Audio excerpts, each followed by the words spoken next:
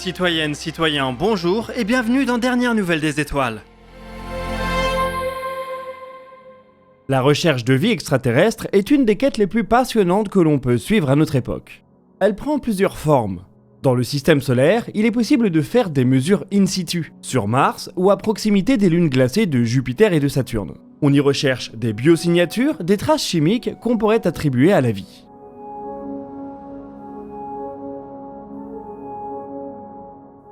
Cette même méthode peut être employée plus difficilement en analysant l'atmosphère d'exoplanètes.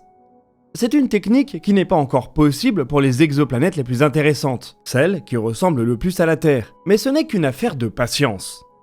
D'ici quelques années, 1 ou 2 décennies tout au plus, ces mesures devraient devenir possibles.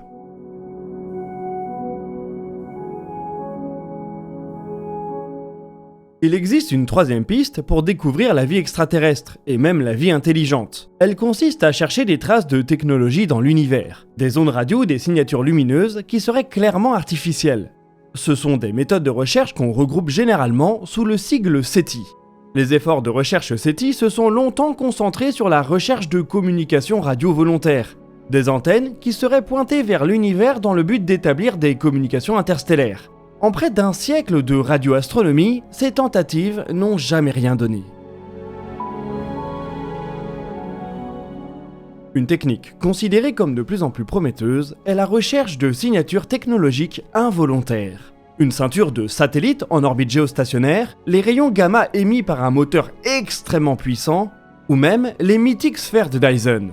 Ce sont ces dernières qui nous intéressent aujourd'hui. Les sphères de Dyson ont été théorisées dans les années 60 par le physicien du même nom. Il a estimé que si toutes les espèces intelligentes suivent la même course à l'énergie que l'humanité, il viendra un moment dans leur histoire où elles tenteront d'exploiter une partie non négligeable de l'énergie produite par leur étoile. On pourrait donc tenter de détecter des sphères de Dyson, d'immenses dispositifs englobant totalement ou partiellement une étoile en observant le cosmos. On a même déjà modélisé la signature lumineuse qu'elle devrait avoir. Des étoiles englobées dans une sphère de Dyson auraient une luminosité faible, sauf en infrarouge où leurs parois rayonneraient la chaleur emmagasinée. Pour trouver de potentielles sphères de Dyson, il faut donc repérer des étoiles qui sont étrangement beaucoup plus lumineuses en infrarouge qu'en lumière visible. C'est la tâche à laquelle vient de s'atteler une équipe européenne. Ils ont passé au crible 5 millions d'étoiles de la Voie lactée dans notre voisinage relativement proche. La plus lointaine d'entre elles étant à 6500 années-lumière.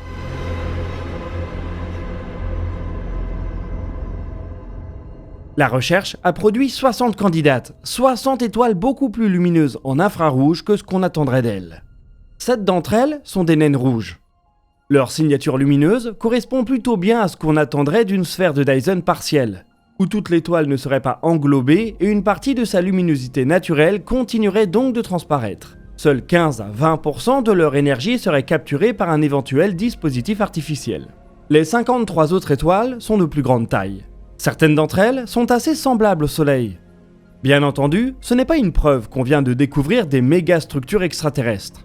Des explications naturelles peuvent exister et elles sont certainement bien plus probables. Les étoiles pourraient par exemple être entourées de disques de débris, même si la plupart d'entre elles semblent trop vieilles pour que cette hypothèse soit valable. Même s'il ne s'agit pas de sphères de Dyson, c'est un phénomène intéressant qui a été mis à jour par ces observations.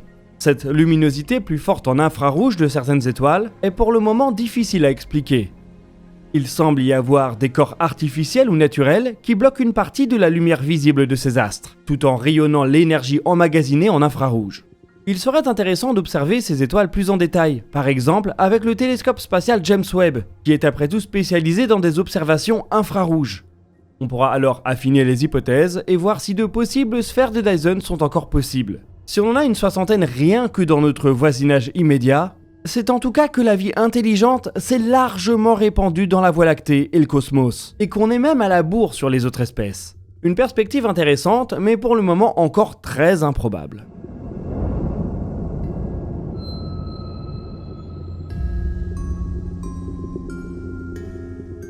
Dans une civilisation suffisamment avancée, une sphère de Dyson pourrait certainement devenir une destination touristique. Du côté de l'humanité, on en est encore très loin, mais depuis quelques années, les applications de tourisme spatial se développent. On a connu quelques touristes à bord de l'ISS, et de manière beaucoup plus abordable, quelques touristes qui ont mené des vols suborbitaux. Deux solutions leur sont aujourd'hui offertes: embarquer sur le Spaceship Two de Virgin Galactic ou prendre place dans la mini-fusée New Shepard de Blue Origin. Cette dernière n'avait cependant pas volé depuis 2022, suite à un incident au cours d'un vol qui n'était heureusement pas habité. Après une longue pause pour analyser les causes de cet incident et y remédier, une New Shepard a de nouveau volé le 19 mai. Elle a embarqué 6 touristes, dont le premier français à voler sur un tel véhicule, Sylvain Chiron, le créateur de la brasserie du Mont Blanc. Dans une interview avec des médias américains, il a rappelé que de son point de vue, le tourisme suborbital restait une aventure à part, notamment car il y subsiste une certaine part de danger. Son vol lui a partiellement donné raison.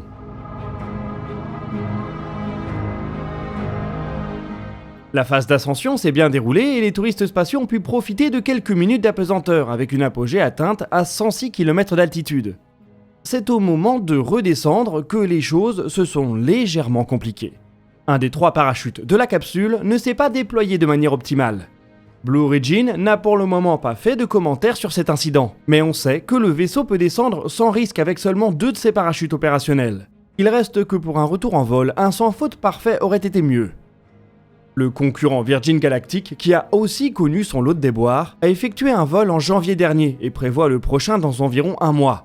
Va-t-on enfin voir les applications de tourisme suborbital atteindre une vitesse de croisière? Ce n'est pas évident.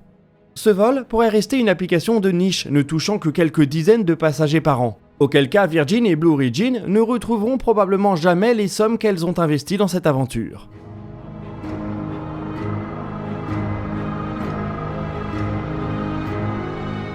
Les touristes les plus fortunés pourront éventuellement viser des vols en orbite terrestre, beaucoup plus longs et beaucoup plus chers. Pour ce faire, il leur faut évidemment des vaisseaux, et aux États-Unis, on se prépare au premier vol habité de l'un d'entre eux. Cela fait quelques années qu'on attend le Starliner de Boeing. Après 2 vols d'essai compliqués, la NASA et l'entreprise américaine sont enfin prêtes à faire voler des astronautes dans cette capsule. Ce premier vol était à l'origine prévu il y a une dizaine de jours, mais suite à un souci de vanne sur l'étage supérieur de la fusée Atlas V, il a dû être repoussé. On a cependant une nouvelle date et elle n'est pas très loin. Le Starliner devrait tenter de rejoindre les étoiles avec 2 astronautes à bord samedi prochain.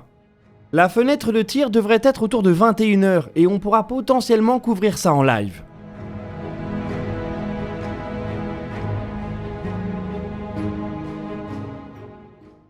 Ailleurs dans le système solaire, la sonde euro-japonaise Bepi Colombo continue son long voyage à destination de Mercure, ce dernier ne se passant pas sans péripéties.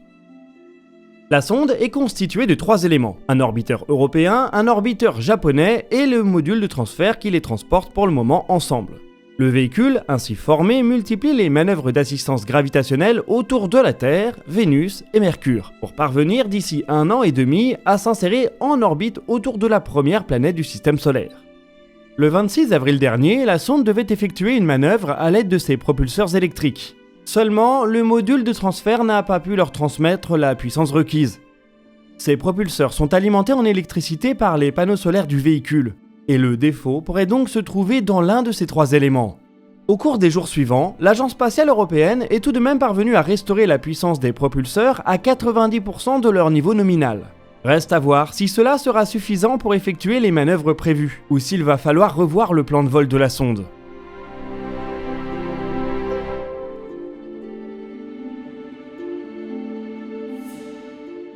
Bepi Colombo est une mission incroyablement importante. Mercure, la première planète du système solaire, n'a jusqu'ici bénéficié que d'un effort d'exploration minimal. Elle est en effet très difficile à atteindre car très proche du Soleil. Il faut fournir un delta V très conséquent pour se mettre en orbite autour d'elle. Seule une autre mission y est jamais parvenue, la sonde Messenger américaine. Avec 2 sondes libérées sur des orbites différentes, Bepi Colombo promet de faire grandement avancer notre connaissance de cette planète. Les 2 orbiteurs vont pouvoir l'étudier sous toutes les coutures, qu'il s'agisse de sa surface, de son intérieur, de son exosphère ou de sa magnétosphère.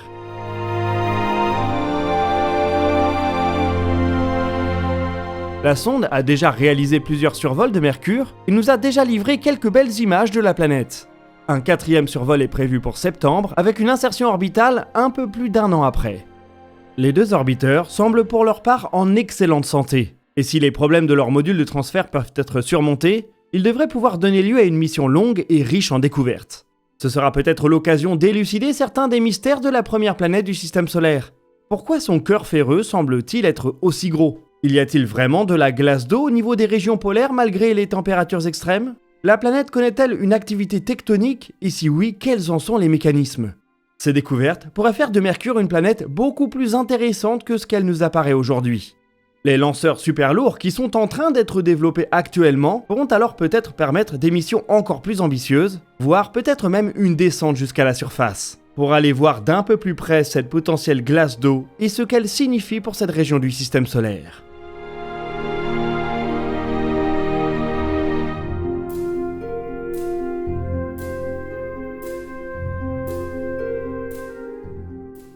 Et nous voici arrivés au bout de cet épisode de Dernières Nouvelles des Étoiles. L'émission continue en live jeudi à 10h avec Maxime. Le lien pour y assister est en description. N'hésitez pas à partager vos questions et vos remarques dans les commentaires. Nous y répondrons dans une prochaine vidéo. Vous pouvez consulter la description pour retrouver nos sources et nos réseaux sociaux. Quant à nous, on se donne rendez-vous jeudi pour un nouveau dossier de l'espace. Et d'ici là, citoyennes, citoyens, portez-vous bien.